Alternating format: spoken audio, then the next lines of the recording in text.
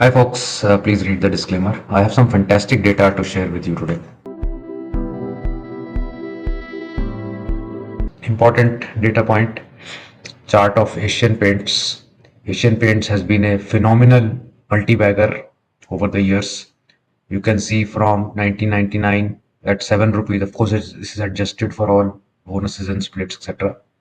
From 7 rupees it rose to nearly 3200 in the last few years, and now at 2300. Now what the chart is also showing you is a rate of change of 5 years.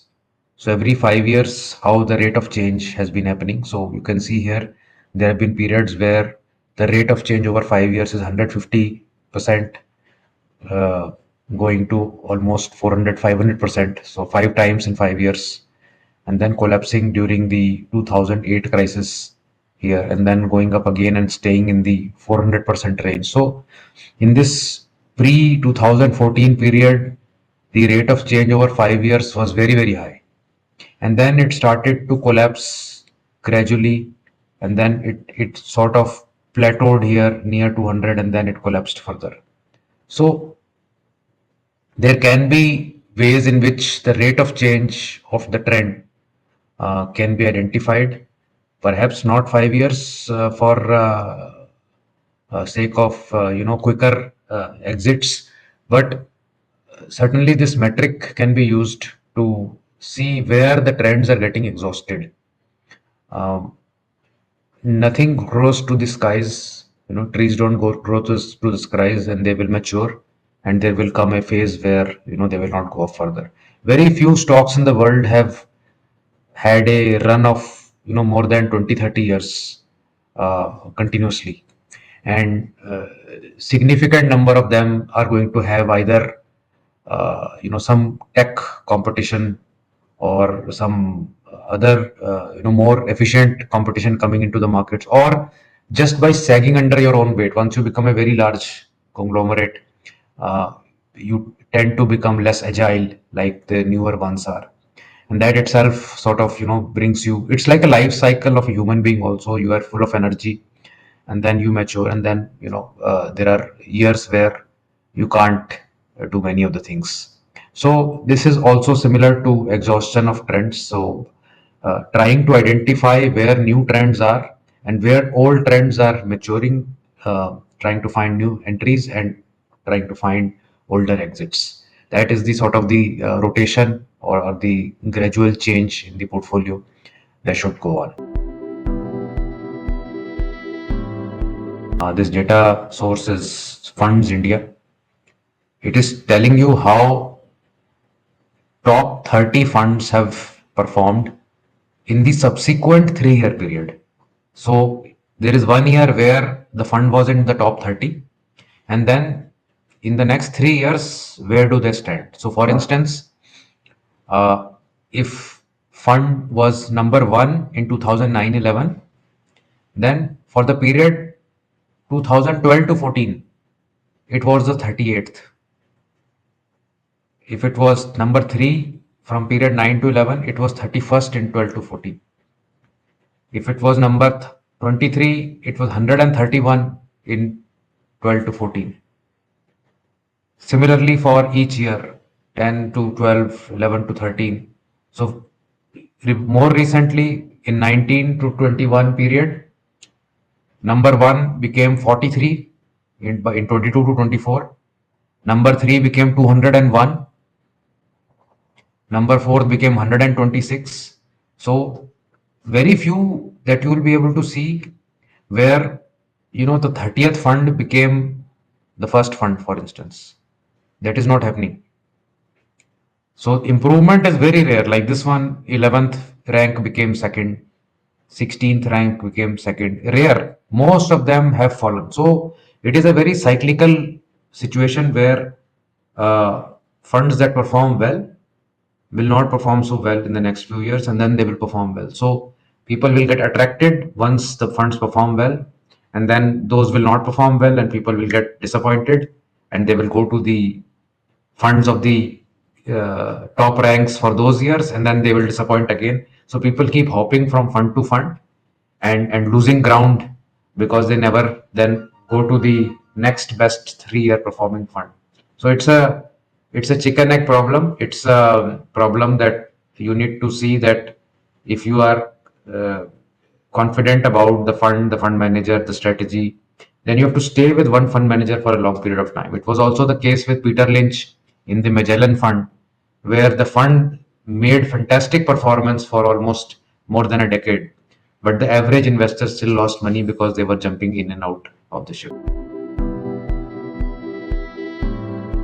Nice data today from Michael Aruet.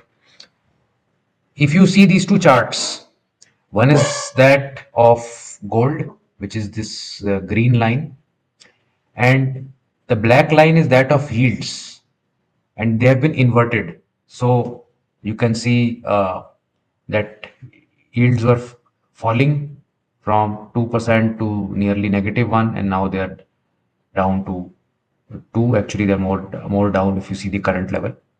So what needs to be seen is by inversion of this yield chart, it is exactly mirroring the price of gold, but till the point of 2022.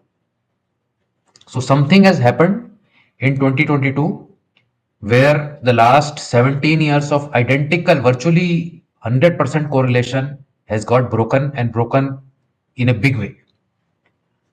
And the only event that one can point out towards is the Ukraine invasion by Russia and the resulting, um, confiscation of Russian assets by the Western world. That has broken this theme completely.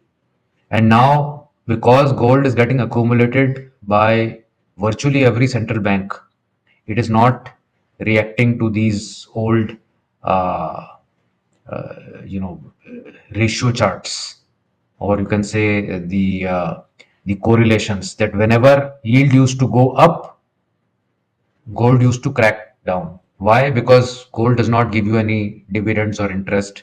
So whenever yields were going up, people used to remove money from commodities or gold and put it into bonds. But now bonds themselves have become like a no-no in terms of the credit rating of the treasury yields. Treasury bond itself is coming off. So we are in a very new kind of a paradigm, very new world where all these past relationships are getting broken down. This is the point that we really need to absorb from this chart, is that we are certainly in a new world where old relationships do not necessarily have to comply. This is the Bloomberg chart of strategists' forecasts versus actual returns. So every year, Bloomberg has a lot of analysts who will forecast what is the uh, projected returns for S&P 500 index, and that's the pink bar with different analyst points of their forecast, and the black diamond is that of the actual returns for S&P 500, and this is about 25 years of data.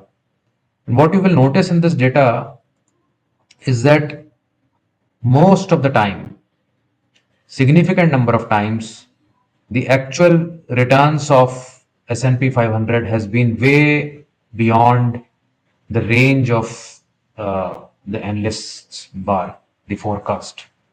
Like for instance, 2024, it was estimated that S&P will do maybe like plus minus 10%, but it actually was plus 27%. Previous year also it was estimated minus 10 to plus 25, it was actually 25. So even though so many analysts are forecasting very, very differently from each other, yet the final outcome remains elusive on most of the times. Like in the last 5 years, or rather last 8 years, only twice have the actual returns been at the tip of the forecast, and other 5 times it has been completely out of the range, and sometimes completely out of the projected direction also. So, like 2001 here, this is the projected range of positive perhaps 5 to 25%, but actually it was minus 10, 15%. So forecasts are going wrong almost all the time. And if we are going to base our investment basis forecasts, which normally every fund house is doing, what is a fund house doing? There is a research wing of the fund house which is making projections, and then there is this execution wing of the fund house which uses those projections and makes investments. So if projections are going wrong in so many instances, then obviously the performance of that fund will also go wrong in so many instances. So this is a very fundamental question in terms of what should be the basis on which you are investing. Is it a basis of projection, basis your research R, basis fundamental projection, or any other kind of projection? Or are you following the markets? Are you following price trends and you're allowing the price trends to dictate how you're going to be invested in the market, how you're going to exit the market? And hence, these two different school of thoughts are available. Of course, I would imagine more than 95% of the people still are with the projection school of thought, whereas 5% folks follow the market and follow the price and don't worry about the projections. Let me know which side of the game are you playing. This data is sourced from dailygold.com, and this is the gold bull market analog, where the last 4 or 5 gold bull markets have been uh, shown. So, for instance, this dark line here is that of the 1970 to 74 gold bull market. 1976 to 1980 is this blue line. Then 2008 to 2011 is this. 2005 to 2008 is the green line. And 2023 onwards is this dark black line that we see, that which is here only. So this is basically showing what past 4-year moves in gold has done, and they have been normalized to equate uh, to starting from $1,800 like it has this time. And the dotted line that you can see, if you can zoom in, is the average sort of outcome of this over a 3-year period, 3 to 4 year period. So if the average outcome is this, and we are currently here, the expectation here is that we possibly can go the same path and reach somewhere here, which will be somewhere around $5,000 by third quarter of 2026. If it goes slower, it will perhaps take more time, but definitely it is pointing towards somewhere in the next 1.5 years that we reach $5,000. So this is a projection. Of course, nobody can really say whether we will reach or not reach.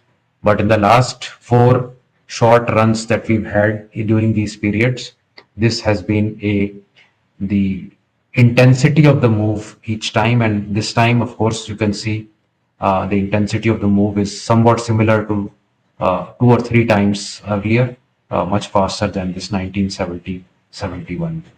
So this is the sort of statistics on the gold bull analog. Let's see where we reach in the next 2 years. Thanks. Bye.